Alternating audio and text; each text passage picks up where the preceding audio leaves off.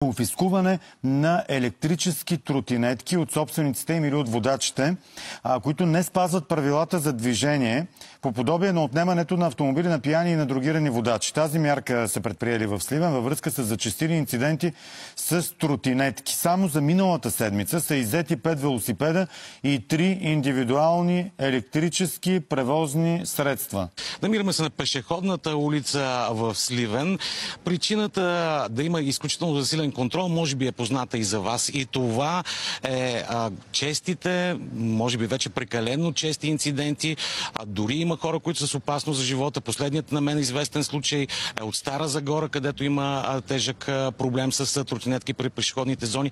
Ами изключително забранено и за велосипеди, и за тротинетки електрически. А в Сливен заради изключително многото нарушаване на именно тези забрани за движение и с велосипеди, и с тротинетки. Те са безшумни, изключително бързи по тази пешеходна улица. Се е наложило денонощно 24 часа да бъдат сложени и полицейски патрули.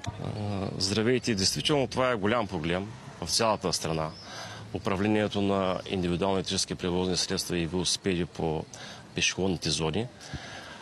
И в тая връзка, по предложение на районното управление, Районно управление Сливен, бе извършена известна промяна в наредбата на обществения ред, с които бяха взети така по-строги санкции спрямо тези лица, които управляват.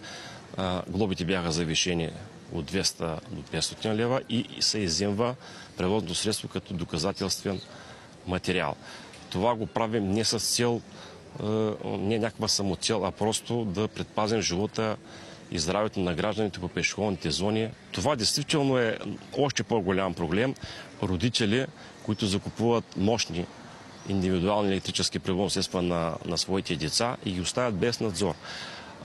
До 14 годишна възраст трябва да се управляват велосипедите или електрическите превозни средства само по велоалеите и то в присъствието на родител. Състават се санкции на родителите, което е установено нарушение от техния син или дъщеря.